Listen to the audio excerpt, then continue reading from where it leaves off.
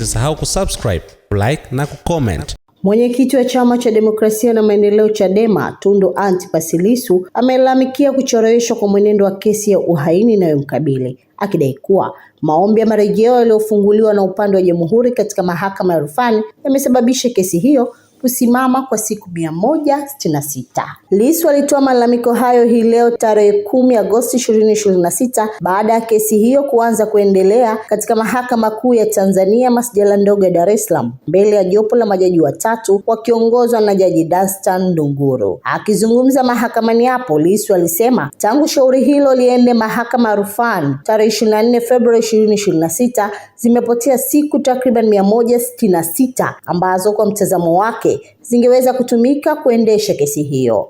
Leo majaji ni siku ya 166 tangu tarehe 24 Februari 2026 wamekwenda mahakama ya rufani. Nimewashinda, lakini tumerudi baada ya kupoteza siku 166.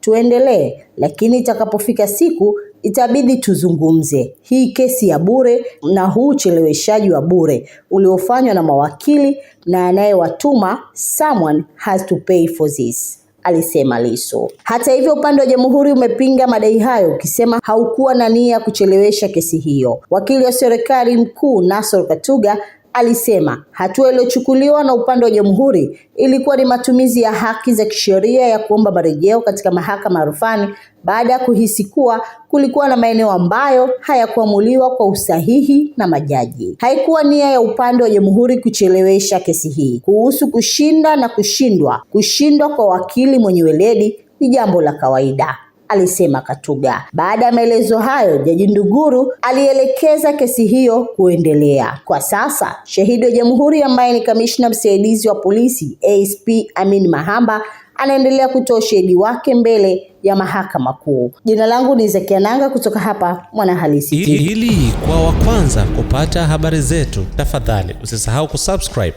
like na kucomment.